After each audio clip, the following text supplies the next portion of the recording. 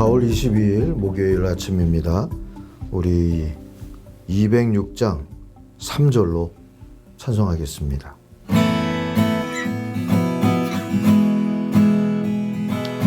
낮에는 구름 기둥과 밤에는 불기둥 주 백성 앞에 나타나 인도해 주시네. 아멘. 고린도 후서 오늘 아침 11장을 함께 읽겠습니다. 원하건대 너희는 나의 좀 어리석은 것을 용납하라. 청하건대 나를 용납하라. 내가 하나님의 열심으로 너희를 위하여 열심을 내노니 내가 너희를 정결한 처녀로 한 남편인 그리스도께 드리려고 중매함이로다. 그러나 나는 뱀이 그 간계로 하와를 미혹한 것 같이 너희 마음이 그리스도를 향하는 진실함과 깨끗함에서 떠나 부패할까 두려워하노라. 만일 누가 가서 우리가 전파하지 아니한 다른 예수를 전파하거나 혹은 너희가 받지 아니한 다른 영을 받게 하거나 혹은 너희가 받지 아니한 다른 복음을 받게 할 때에는 너희가 잘 용납하는구나. 나는 지극히 크다는 사도들보다 부족한 것이 조금도 없는 줄로 생각하노라. 내가 비록 말에는 부족하나 지식에는 그렇지 아니하니 이것을 우리가 모든 사람 가운데서 모든 일로 너희에게 나타내었노라. 내가 너희를 높이려고 나를 낮추어 하나님의 복음을 값없이 너희에게 전함으로 죄를 지었느냐? 내가 너희를 섬기기 위하여 다른 여러 교회에서 비용을 받은 것은 탈취한 것이라. 또 내가 너희와 함께 있을 때 비용이 부족하였으되 아무에게도 누를 끼치지 아니하였음은 마게도냐에서 온 형제들이 나의 부족한 것을 보충하였음이라. 내가 모든 일에 너희에게 폐를 끼치지 않기 위하여 스스로 조심하였고 또 조심하리라. 그리스도의 진리가 내 속에 있으니 아가야 지방에서 나의 이 자랑이 막히지 아니하리라. 어떠한 까닭이냐? 내가 너희를 사랑하지 아니함이냐? 하나님이 아시느니라. 나는 내가 해온 그대로 앞으로도 하리니 기회를 찾는 자들이 그 자랑하는 일로 우리와 같이 인정받으려는 그 기회를 끊으려 함이라. 그런 사람들은 거짓 사도요 속에는 일꾼이니 자기를 그리스도의 사도로 가장하는 자들이니라. 이것은 이상한 일이 아니니라. 사탄도 자기를 광명의 천사로 가장하나니 그러므로 사탄의 일꾼들도 자기를 의의 일꾼으로 가장하는 것이 또한 대단한 일이 아니니라. 그들의 마지막은 그 행위대로 되리라. 내가 다시 말하노니 누구든지 나를 어리석은 자로 여기지 말라. 만일 그러하더라도 내가 조금 자랑할 수 있도록 어리석은 자로 받으라. 내가 말하는 것은 주를 따라 하는 말이 아니요 오직 어리석은 자와 같이 기탄 없이 자랑하노라. 여러 사람이 육신에 따라 자랑하니 나도 자랑하겠노라. 너희는 지혜로운 자로서 어리석은 자들을 기쁘게 용납하는구나. 누가 너희를 종으로 삼거나 잡아먹거나 빼앗거나 스스로 높이거나 뺨을 칠지라도 너희가 용납하는도다. 나는 우리가 약한 것 같이 욕되게 말하노라. 그러나 누가 무슨 일에 담대하면 어리석은 말이 남아 나도 담대하리라. 그들이 히브리인이냐 나도 그러하며 그들이 이스라엘인이냐 나도 그러하며 그들이 아브라함의 후손이냐 나도 그러하며 그들이 그리스도의 일꾼이냐 정신없는 말을 하거니와 나는 더욱 그러하도다. 내가 수고를 넘치도록 하고 옥에 갇히기도 더 많이 하고 매도 수없이 맞고 여러 번 죽을 뻔하였으니 유대인들에게 40에서 하나 감한 매를 5번 맞았으며 3번 태장으로 맞고 1번 돌로 맞고 3번 파손하고 일주야를 깊은 바다에서 지냈으며 여러 번 여행하면서 강의 위험과 강도의 위험과 동족의 위험과 이방인의 위험과 시내의 위험과 광야의 위험과 바다의 위험과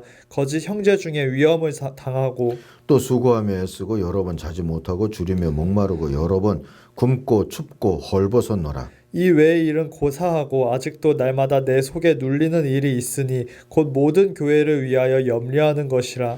누가 약하면 내가 약하지 아니하며 누가 실족하게 되면 내가 애타지 아니하더냐. 내가 부득불 자랑할진대 내가 약한 것을 자랑하리라. 주 예수의 아버지 영원히 찬송할 하나님이 내가 거짓말 아니하는 것을 아시느니라. 다메섹에서 아레다 왕의 고관이 나를 잡으려고 다메섹 성을 지켰으나 나는 광주리를 타고 들창문으로 성벽을 내려가 그 손에서 벗어났노라. 아멘. 오늘 묵상의 제목입니다. 부드러움이 강함이다. 보고 계시는 배경사진은 고린도 운하를 밑으로 통과하면서 그 바다 표면 배에서 찍은 사진으로 이해하시면 됩니다. 5절과 30절을 두 절을 오늘 붙들고 묵상을 시작하겠습니다. 나는 저 가장 위대하다는 사도들보다 조금도 못할 것이 없다고 생각합니다. 그러나 꼭 자랑을 해야 하면 나는 내 약점들을 자랑하겠습니다. 오늘은 성도와 교회와 선교의 싸움의 기본 기술 몇 가지를 정리하려고 합니다. 첫 번째는 약함을 인정하는 겁니다. 4절, 5절 또는 6절을 보면 그렇게 우리들이 정의를 할 수가 있어요. 약함을 인정하면 그 약함을 공격하는 사탄의 공격이나 또는 대적자들의 공격이 무력해지거나 무색해지는 거죠. 넌 그거밖에 안 돼. 맞아.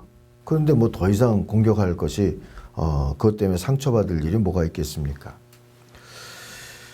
법정의 책 홀로 사는 즐거움에 나오는 임종을 앞둔 늙은 스승과 제자의 마지막 대화가 흥미롭습니다. 스승은 입을 벌려 제자에게 보이며 묻죠. 이빨은 다 빠지고 없는데 혀는 남아있는 이유를 알겠느냐? 제자가 대답하죠. 이는 단단하기에 빠져버리고 혀는 부드러운 덕분에 오랫도록 남아있습니다. 이 스승은 고개를 끄덕이면서 말했습니다. 그렇다. 부드러움이 단단함을 이긴다는 것. 이것이 세상 사는 지혜의 전부이니라 했다고요. 거짓 전도자들이 바울을 이기지 못한 이유는 바울이 그들보다 약했기 때문입니다. 아니, 다들 단단한 뭔가를 자랑하는 중에 유독 약함을, 그 부드러움을 인정하고 자랑하고자 했기 때문인 것이죠. 바울이 인정한 약함은 첫째로 2절에 보면 난 중매쟁이다 하는 거예요. 메시아인 척 하지 않았다는 겁니다. 두 번째로 6절에 보니까 말에는 능하지 못하다 하고 인정을 하죠. 그래, 니들이 말할 줄 모른다 그러는데 나는 말은 잘 못해. 그렇지만 구원에 이르는 지식만큼은 분명히 가지고 있다. 이렇게 얘기하죠. 세 번째, 여러분에게 후원을 받지 않았다. 사람들은 거짓 전도자들은 자격이 없어서 안 받은 거야 이렇게 공격했는데 바울은 그래 후원을 받지 않았습니다. 그런데 오히려 마게도니아 교인들에게는 빼앗은 것처럼 되고 말았습니다. 그건 여러분에게 짐이 되지 않기 위해서입니다. 했습니다. 이런 게 나의 약점이라면 오히려 얼마든지 인정하고 자랑하겠다는 것이 바울의 기본 자세이지요. 바울이 그렇게 한 것은 하나님이 그리스도와 성령을 통해서 하셨다는 걸 교회를 세우고 교회를 성장시키고 또 복음을 사람들의 삶 속에 마음 속에 넣어주고 하는 걸 성령이 하셨다, 그리스도가 하셨다 하는 것을 증언하고자 함이었어요. 내가 했다가 아니고 말이죠. 성령도 부드러움의 영이시죠. 성령으로 충만한 사람도 그래서 부드럽습니다. 그래서 약하지만 강한 것이지요. 어제 말씀을 나누면서 싸움의 기술을 묻는 그런 고1짜리의 질문에 대한 또래들의 대답을 함께 우리 기억했던 적이 있잖아요. 어제 나누지 않았는데 이런 게 있었어요. 인차겸술법, 인차겸술법. 이거 그 애가 만든 말인 것 같아요. 참을인자, 또 차분하되 첫자, 겸손하되 첫자를 따서 참고 차분하고 겸손하게 그렇게 대하면 애들이 쪽팔려서 안 건드린다는 그런 충고더라고요. 우리도 기억해 두십시다. 인차겸술법. 약함을 인정하고 그리고 주님을 의지하고 싸움의 자리, 믿음의 자리, 싸움터 지키는 겁니다. 두 번째, 싸울 상대를 분명히 하는 겁니다. 사람이 아니라 잘못된 생각이나 행동과 싸워야 하는 것이지요. 바울은 사람, 곧 고린도 교인들과 싸우려 하기보다 그들 안에 있는 잘못된 신앙 잘못된 생각, 잘못된 신학과 싸웁니다. 영적 싸움은 사람이 아니라 이렇게 사상과 싸우는 것이죠. 그것도 주님의 말씀과 뜻으로 싸우는 겁니다. 그래야 사람에게 진 게 아니라 그리스도에게 지는 게 되는 거고요. 또 그래야 싸움도 끝나고 회개도 교훈도 남을 수가 있는 겁니다. 그러나 사람과 싸우면 문제가 뭡니까? 감정 싸움이 되기가 쉽고요. 이기든 지든 상처가 오래 남죠. 인류사의 싸움 95%가 감정 싸움이었다는 그런 연구 결과도 있답니다. 정치판의 싸움도 가만히 보면 감정 싸움 많고요. 분쟁 중인 교회도 결국은 감정 싸움으로 번지게 되는 경우들을 많이 보죠. 이렇게 잘못된 생각이나 사상이 아니라 사람과 싸우게 되면 또 다른 문제가 남는 게 뭐냐 하면 유치한 자랑거리로 싸움이 변질되기가 쉽죠. 애들 싸움이 늘 그렇게 되지 않습니까? 고린도 교회가 그랬어요. 이 사꾼 목자들이 이런 식으로 하니까 자랑하고 바울을 비난하고 나중에는 왜 싸우는지도 모르고 시끄럽기만 한 그런 싸움터가 돼버리고 마는 거죠. 바울이 헛되고 유치한 자랑과는 아예 다른 차원의 자랑을 하면서 저들의 생각을 공격하는 싸움의 언어를 보여주죠. 그게 얼마나 은혜로운가. 21절 중반부부터 요약해서 제가 한번 다시 읽겠습니다. 나도 감히 자랑해 보겠습니다. 내가 어리석은 말을 해보겠다는 말입니다. 그들이 자랑하듯 나도 시브리 사람입니다. 나도 이스라엘 백성입니다. 물론 아브라함의 자손이기도 합니다. 나야말로 그리스도의 일꾼입니다. 나는 수고도 더 많이 하고 감옥살이도 더 많이 하고 매도 더 많이 맞고 여러 번 죽을 뻔했습니다. 유대 사람들에게 마흔에서 하나를 뺀 매를 맞은 것이 5번이고 채찍으로 맞은 것이 3번이고 돌로 맞기도 했습니다. 파손도 3번이나 했고 꼬박 하루를 망망대해를 떠다녀 보기도 했습니다. 전도 여행 중에 자주 강물과 강도와 동족과 이방 사람과 도시와 광야와 바다와 거지 형제 자매의 위험을 당하기도 했습니다. 수고와 고역, 밤샘, 주림, 목마름, 굶음, 헐벗음과 추위에 시달렸습니다.